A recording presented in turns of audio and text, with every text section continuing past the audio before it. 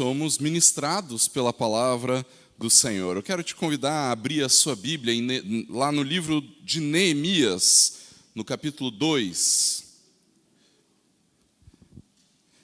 Neemias, capítulo 2. Eu quero ler com os irmãos a partir do versículo de número 11.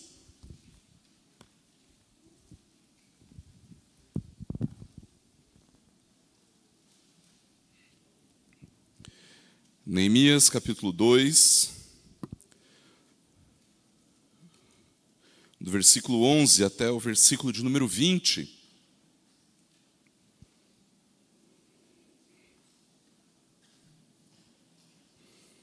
Neemias 2, do 11 ao 20. A palavra do Senhor nos diz assim: Então cheguei a Jerusalém depois de esperar 3 dias. Me levantei à noite junto com uns poucos homens que estavam comigo. Não declarei a ninguém o que o meu Deus havia posto no meu coração para eu fazer em Jerusalém. Não havia comigo animal algum, a não ser o que eu montava. De noite, saí pelo portão do vale, em direção à fonte do dragão e ao portão do monturo, e inspecionei as muralhas de Jerusalém, que estavam em ruínas e cujos portões tinham sido destruídos pelo fogo. Passei ao portão da fonte e ao tanque do rei, mas não havia lugar por onde o animal que eu montava pudesse passar. Subi à noite pelo vale, sempre inspecionando as muralhas. Voltei, entrei pelo portão do vale e fui para casa. Os magistrados não sabiam aonde eu tinha ido, nem o que eu tinha feito, pois até ali eu não havia declarado coisa alguma, nem aos judeus, nem aos sacerdotes, nem aos nobres, nem aos magistrados, nem aos demais que iriam fazer a obra. Então eu lhes disse: Vocês estão vendo a miséria em que nós estamos? Jerusalém em ruínas e os seus portões destruídos pelo fogo. Venham, vamos reconstruir as muralhas de Jerusalém para nos livrarmos desta vergonha. E eu lhes declarei como a mão bondosa do meu Deus havia estado sobre mim, e também as palavras que o rei me havia falado. Então disseram: Vamos nos preparar e começar a reconstrução. Então se prepararam para fazer esta boa obra. Porém, quando Sambalate, o horonita, Tobias, o servo amonita, e um árabe chamado Gesem souberam disso, zombaram de nós e nos desprezaram, dizendo: Que é isso que vocês estão fazendo? Querem se rebelar contra o rei? Então lhes respondi: O Deus dos céus é quem fará com que sejamos bem-sucedidos. Nós, seus servos, vamos nos preparar e começar a reconstrução. Mas vocês não têm parte, nem direito, nem memorial em Jerusalém. Feche seus olhos, abaixe sua cabeça, nós vamos orar. Pedir clareza e iluminação do Senhor para que entendamos, compreendamos e vivamos a sua palavra. Deus, em nome de Jesus, nós te louvamos por este dia, te louvamos pelo cuidado, pela bondade do Senhor sobre nós. E nesse momento, Pai, nós clamamos para que na Tua graça o Senhor fale ao nosso coração e que nós sejamos verdadeiramente edificados pela Tua palavra e que em todo tempo nós tenhamos consciência das coisas que o Senhor opera em nós e de que a Tua graça nos acompanha e ministra nas nossas vidas. Por isso, ó Pai, fala aos nossos corações, que nós sejamos impactados pela Tua palavra, transformados pelo mover do Teu Espírito. Opera nas nossas vidas. É o que nós te pedimos, em nome e para a glória do Senhor Jesus. Amém. Queridos, nós normalmente pensamos na tarefa de reconstruir e nós nem sempre avaliamos corretamente no que ela implica. Quando nós estamos falando sobre construir alguma coisa, reformar alguma coisa ou reconstruir, ainda que sejam tarefas e trabalhos muito semelhantes, os irmãos concordam que eles são bem diferentes no que diz respeito à expertise, àquilo que precisa ser feito. Quando nós construímos algo, normalmente nós estamos lidando com algo que não existe e que vai passar a existir. Quando nós reformamos algo, normalmente nós precisamos dar apenas um tapa, uma arrumadinha, algo que precisa de manutenção e que então nós vamos lá e precisamos fazer uma reforma. Agora, quando nós estamos falando de uma reconstrução, ainda que nós estejamos falando de algo que envolve o mesmo material de uma construção, ainda que a gente esteja falando talvez do mesmo profissional de uma construção, reconstruir é diferente. Porque reconstruir pressupõe que já existia algo construído e que nós precisamos refazer. Quando nós estamos falando a respeito de uma reconstrução, irmãos, normalmente nós estamos falando de algo que precisa ser retirado do lugar para ser construído novamente, algo que precisa ser limpo para ser construído novamente. E quando nós olhamos para a realidade em que Neemias estava, em que depois de um bom tempo de exílio do seu povo, e que agora este povo já retornando à sua cidade, retornando à cidade de Jerusalém, eles sentiram a necessidade de reconstruir os muros da cidade. E por que muros, queridos? Para nós, muro tem um significado tão somente de segurança, não é verdade? De refúgio. Mas a gente esquece também que muro tem a ver, para nós, principalmente, com uma questão de privacidade. Não é verdade? Muro também tem uma certa demonstração de que aqui dentro moram aqueles que são meus. Não tem a ver apenas com segurança, mas tem a ver também com pertencimento, com identidade. A minha família mora dentro destes muros. O símbolo destes muros, é lógico, tem lá a questão da segurança, do refúgio e etc. Mas nós também precisamos entender que no contexto de uma cidade murada, nós também estamos falando de identidade, nós estamos falando de pertencimento. Aqueles que estão aqui dentro são do meu povo, da minha família, da minha casa. Nós estamos debaixo da mesma identidade. E é lógico, queridos, que quando nós falamos disso a partir do Novo Testamento, nós sabemos muito bem onde a nossa segurança está, onde está o nosso refúgio, onde está o nosso senso de identidade e de pertencimento. Todas estas coisas estão em Jesus. É em Jesus que nós encontramos refúgio, é nele que nós estamos seguros, é no Senhor Jesus que encontramos a nossa identidade e o nosso senso de pertencimento. Nós pertencemos a um povo e pertencemos a este povo por causa de quem Jesus é.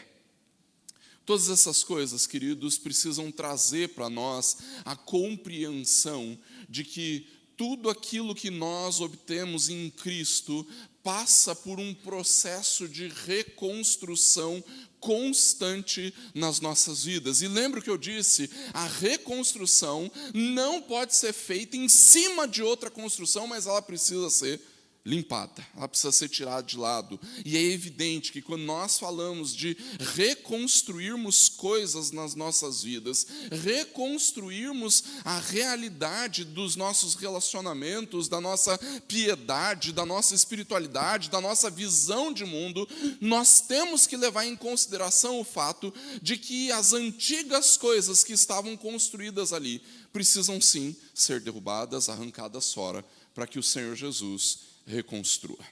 Quando nós olhamos para o texto que nós acabamos de ler, queridos, nós estamos vendo Neemias agir e os primeiros passos de Neemias nesta ação de reconstrução de muros. E é quando nós olhamos para o texto, nós vamos perceber, queridos, que Neemias ele não está reconstruindo algo pela sua própria força de vontade, mas ao contrário, Neemias reconstrói algo que vem da parte de Deus para Neemias. E o nosso olhar a respeito da reconstrução das coisas da nossa vida, da realidade da nossa vida, precisa passar por quem Deus é e por aquilo que Ele ministra nas nossas vidas. Perceba que logo no início do texto, Neemias fala assim: olha, eu saí para andar por Jerusalém e eu não contei nada para ninguém a respeito daquilo que eu tinha convicção de que eu deveria fazer. Mas ele não fala que essa convicção surgiu simplesmente de um relâmpago, de um lampejo de brilhantismo, de genialidade ou de virtude dele mesmo. Mas ele diz claramente no versículo 12: foi aquilo que o meu Deus colocou no meu coração. Queridos, a iniciativa da reconstrução sempre parte de Deus. Sempre parte de um Senhor gracioso, bondoso, amoroso, querendo conformar as nossas vidas àquilo que Ele diz que é bom, àquilo que Ele diz que é agradável, àquilo que Ele diz que é santo e que pertence à realidade da aliança. Quando nós somos chamados à reconstrução, se nós não olharmos de acordo com a correta motivação, queridos, nós vamos nos perder quando pensarmos em reconstruir coisas da nossa vida que foram destruídas. A motivação correta de toda reconstrução nas nossas vidas passa por aquilo que Deus coloca no nosso coração. E é evidente, queridos, que quando nós falamos daquilo que Deus coloca no nosso coração, nós não estamos falando das boas intenções que porventura a gente venha a ter. Eu acho que tem que reconstruir isso aqui. Eu acho que isso daqui precisa ser refeito. Eu acho que isso daqui precisa arrumar. Queridos, toda boa reconstrução nas nossas vidas, que passa pela motivação correta de quem Deus é e daquilo que Ele coloca no nosso coração, é pela ministração da Sua palavra e pela verdadeira operação do Espírito nas nossas vidas. Nenhuma reconstrução acontece quando ela é motivada pelas nossas boas intenções. As nossas boas intenções talvez até nos levem a começar uma reconstrução. Mas pode ter certeza que toda boa intenção, ela é extremamente fraca para nos levar a reconstruirmos. Quando as oposições aparecem, como nós vimos aqui, Sanbalate, Tobias, Resém, o Arábio, quando as oposições aparecem, as boas intenções somem. Mas quando é o Senhor que motiva reconstruções na nossa família, na nossa espiritualidade, na forma como nós nos relacionamos com o Senhor, então, queridos, nós precisamos sim de uma convicção daquilo que Deus está falando e ministrando nas nossas vidas.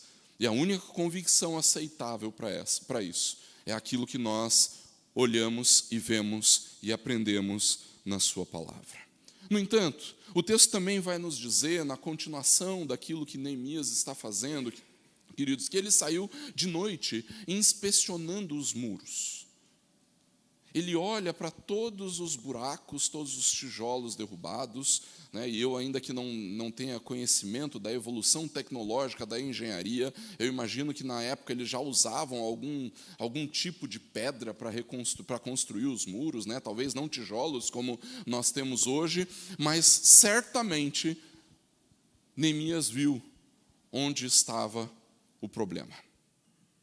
Ele viu onde que os muros precisavam ser derrubados e reconstruídos, onde precisava apenas um assentar de pedras. Ele viu todos os problemas. Queridos, muitas vezes nós queremos reconstruir algo e não paramos para tomar consciência de onde está o problema. Nós não paramos para nos assentar e pensar: eu preciso reconstruir isso na minha vida. Como começar? Através de uma conscientização do problema. A nossa grande crise, queridos, é que nós queremos nos conscientizar do problema responsabilizando outros. O problema está no outro. o problema está na minha família, o problema está nos meus pais, no meu cônjuge, nos meus filhos, o problema está no meu emprego, o problema está no meu chefe. E normalmente nós não olhamos para os nossos muros que estão derrubados e que precisam de reconstrução. É preciso ter uma clareza, uma consciência a respeito de onde está o problema, de o que foi derrubado. E é a partir dessa consciência, queridos, que nós podemos começar a reconstrução. No entanto, também é necessário que você tenha consciência da solução. Nós precisamos, sim, de uma motivação correta. Deus coloca no nosso coração, através da sua palavra e da operação do Espírito, Ele nos dá, sim, uma conscientização clara do problema, mas o Senhor também nos mostra a consciência da solução, uma conscientização a respeito de onde e em quem nós podemos, de fato, reconstruir. O texto diz lá no versículo 18, em que Neemias está falando a eles, falando assim: olha, eu lhes declarei como foi a mão bondosa do meu Deus que havia estado comigo, sobre mim. Há uma conscientização do problema. E quando nós olhamos apenas para o problema, é possível que o desânimo a respeito da reconstrução recaia sobre nós. Porque quando a gente olha para o nosso coração, para a nossa vida, para a nossa mente, para aquilo que nós queremos provar do Senhor, a gente fala assim: nossa, mas eu estou tão longe disso, eu estou tão distante dessa realidade. Quer saber? Dá muito trabalho reconstruir. Deixa como está, não tem jeito. Mas quando nós olhamos para quem o Senhor é, e quando nós percebemos a mão bondosa de Deus sobre nós, a graciosidade do Senhor em nos assistir, em prover as nossas necessidades, então nós podemos sim crer que no Senhor nós temos solução para esse problema, para essa reconstrução que parecia inalcançável. Nós olhamos para o Senhor como sendo aquele que, com a sua bondosa mão, nos assiste e que provê aquilo que nós precisamos de fato para reconstruirmos na nossa vida.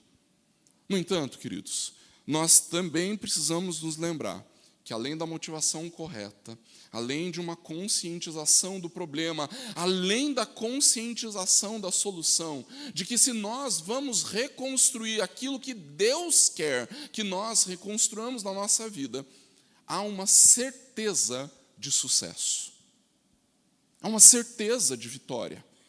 Porque, no último versículo, versículo 20, a certeza de Neemias está em quem Deus é. O Deus dos céus é quem fará com que nós sejamos bem-sucedidos. Há uma convicção, queridos, de que o Senhor nos dará vitória a respeito daquilo que Ele quer que seja reconstruído nas nossas vidas. O Senhor vai nos dar vitória. Não somos nós, não são as nossas virtudes, as nossas habilidades, mas é o próprio Deus que atua nas nossas vidas. Ele é quem reconstrói. Ele é quem nos motiva à reconstrução. Ele é quem nos dá a consciência do problema. Ele é a solução. Ele é que nos conduzirá ao sucesso na empreitada da reconstrução das coisas da nossa vida. E como é que nós podemos ter certeza disso? Por causa de Filipenses, capítulo 1, versículo 6. Eu estou certo de que aquele que começou boa obra em vocês vai completá-la até o dia de Cristo Jesus. Quando nós temos a consciência de um Senhor, de um Deus que não nos abandona, mas que o tempo todo opera nas nossas vidas, então nós precisamos estar convictos de que Deus continuará realizando esta boa obra de reconstrução em nós, até o dia de Cristo Jesus. Para reconstruir de acordo com a vontade de Deus, reconstruir áreas difíceis, dolorosas, traumáticas na nossa vida, nós precisamos sim da convicção de que Deus permanece operando em nós. É diante disso, queridos, que nós cremos que tudo aquilo que vivemos como igreja do Senhor contribui para a reconstrução. Seja o momento da pregação da palavra, seja o momento de ensino, o momento que temos de comunhão quando estamos juntos, mas também quando nós participamos dos sacramentos. Nós cremos, queridos, que os sacramentos são meios de graça para a edificação nas nossas vidas. E todas as vezes que nós participamos dos sacramentos, nós estamos sim sendo agraciados por Deus, abençoados por Deus. Porque ainda que eles não sejam rituais, ainda que não sejam operações mágicas em nós, ainda assim nós cremos que graciosamente o Senhor opera nas nossas vidas. É exatamente por isso, queridos, que todas as vezes que nós nos reunimos para participarmos da ceia do Senhor, nós cremos sim que o Senhor está operando graciosamente uma gloriosa reconstrução em nós, fortalecendo nossa fé, trabalhando nas nossas vidas, operando em nós. E é exatamente por isso que nesse momento eu convido você